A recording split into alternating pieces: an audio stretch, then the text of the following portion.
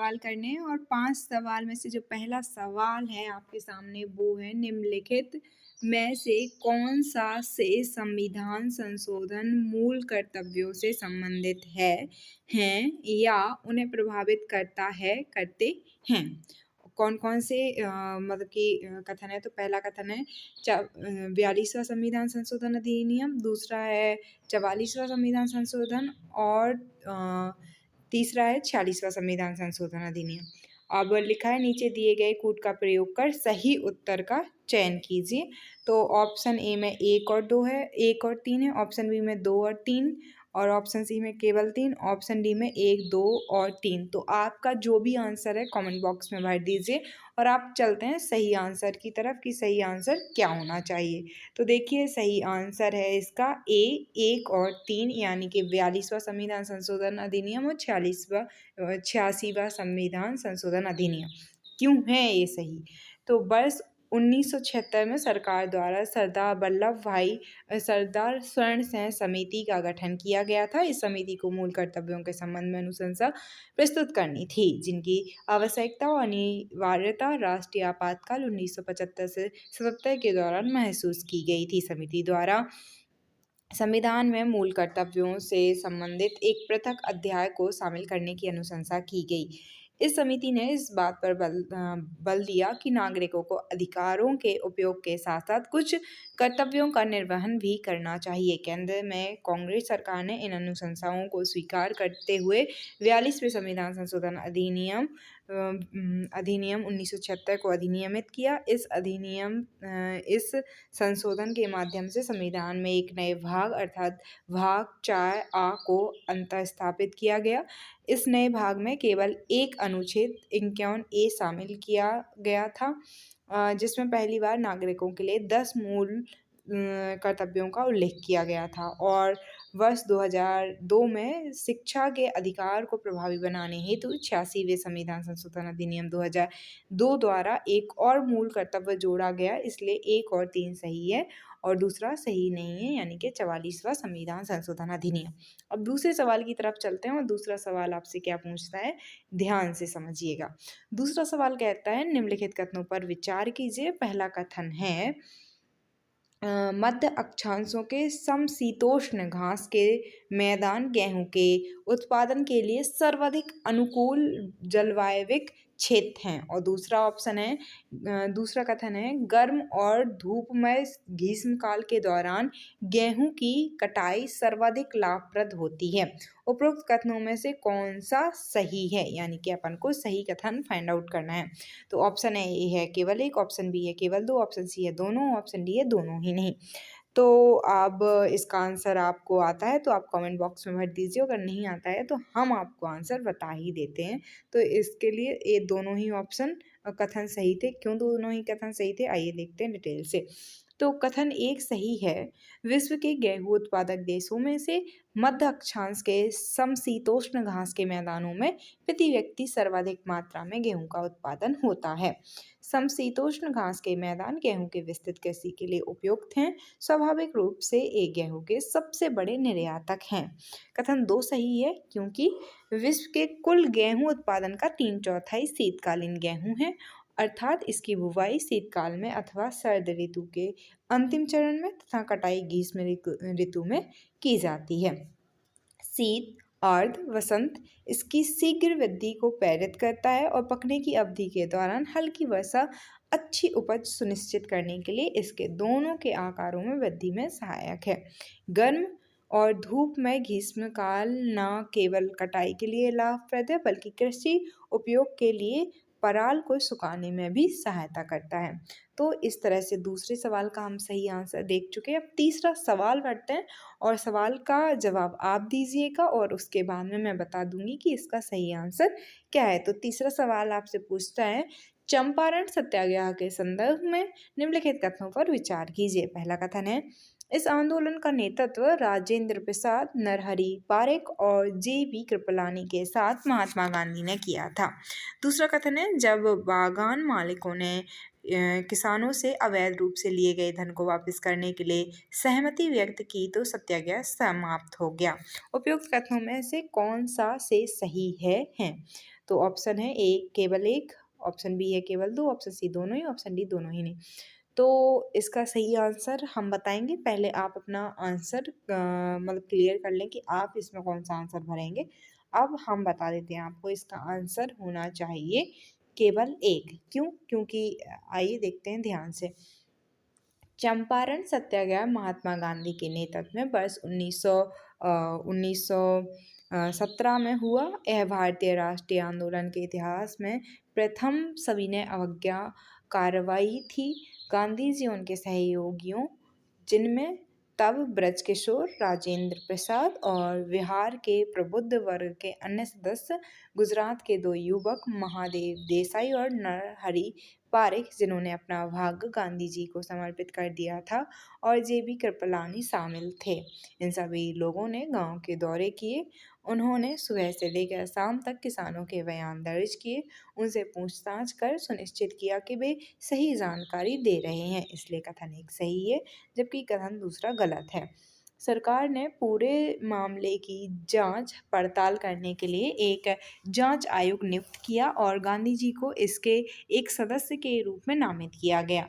Wagon मालिकों के साथ एक समझौते के रूप में वह इस बात पर सहमत हुए कि वागन मालिक किसानों से अवैध रूप से ली गई धनराशि का केवल 25% वापस 100% नहीं बल्कि 25% वापस करें, इसलिए कथन दो सही नहीं है।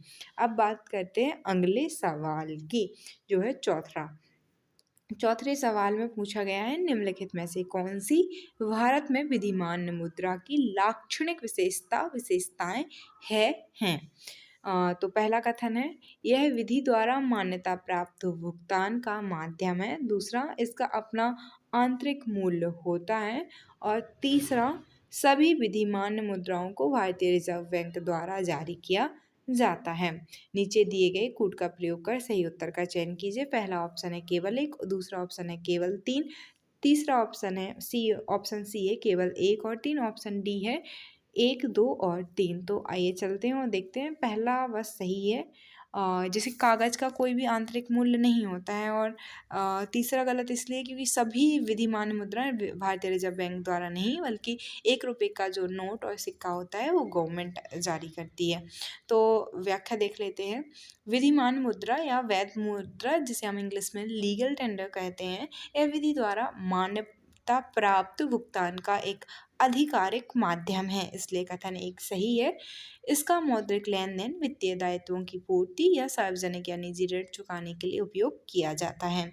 मुद्रा नोटों और सिक्कों का मूल इन मदों के जरिए जारी करने के प्राधिकारी द्वारा प्रदान की गई गारंटी से व्युत्पन्न होता है। सोने या चांदी के सिक्के की भांति इनका कोई आंतरिक मूल्य नहीं होता है, इसलिए कथन दो सही नहीं है। देश के किसी भी नागरिक द्वारा किसी भी प्रकार के लेन देन के निपटान के लिए इन्हें अस्वीकार नहीं किया जा सकता है। सिक्के और मुद्रा नोट, करेंसी नोट वैध मुद्रा के रूप में मान्य है। करेंसी नोट भारतीय रिजर्व बैंक द्वारा जारी किए जाते हैं, जबकि सिक्के केंद्र सरकार द्वारा जारी किए जाते हैं, इसीलिए कथन तीन सही नहीं है। अब अंतिम और पांचवा सवाल देख लेते हैं।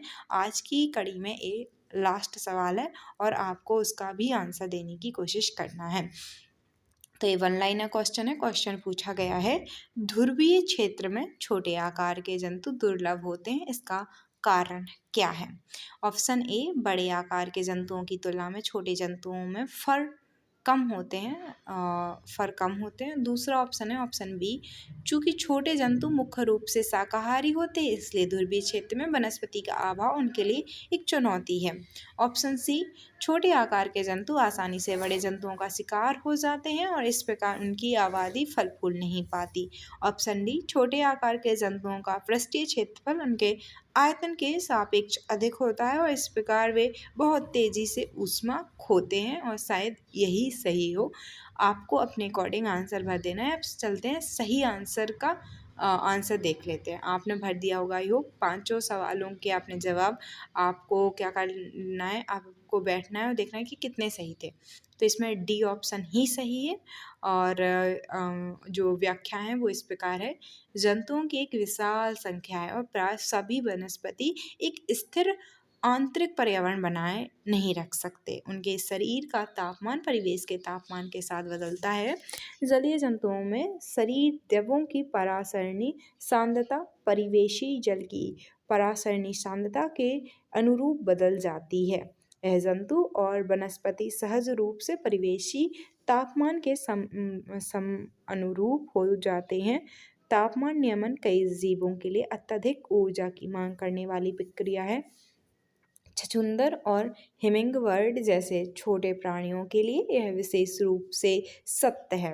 ऊष्मा की हानि या ऊष्मा की प्राप्ति पृष्ठीय क्षेत्रफल का कार्य है। चूँकि छोटे जंतुओं का पृष्ठीय क्षेत्रफल उनके शरीर के आयतन के सापेक्ष अधिक होता है, इसलिए वह वातावरण ठंडा होने पर उनमें बहुत तेज़ी से शरीर की ऊष्मा खो देने की प्रवृत्ति होती है।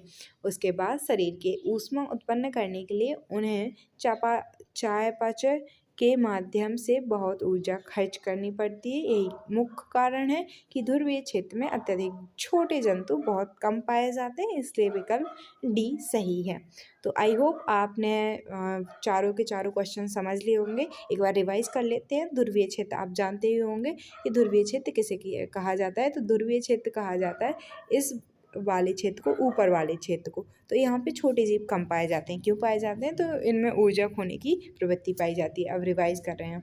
और इसके पहले क्वेश्चन पूछा गया था कि लीगल टेंडर किसे कहते हैं। तो भाई लीगल टेंडर मतलब होता है जो भी आप नोट यूज करते हैं, 2 रुपये 2 रुपये का तो नोट नहीं होता है, जो भी नोट होते हैं और जो भी सिक्के होते हैं। तो लीगल टेंडर की दो चीज़ें हैं।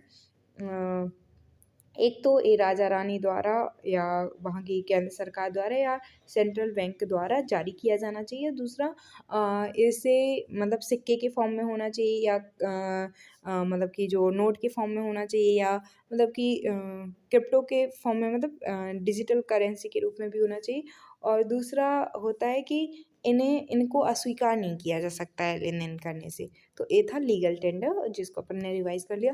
तीसरा चंपारण सत्याग्रह के संदर्भ में था। और तो एक इसमें पूछा गया था कि चंपारण सत्याग्रह के बारे में आपको याद करके रखना है कि ये कब हुआ था, गांधी जी ने किया था, तो इसके बारे में आपको रिवाइज करना है।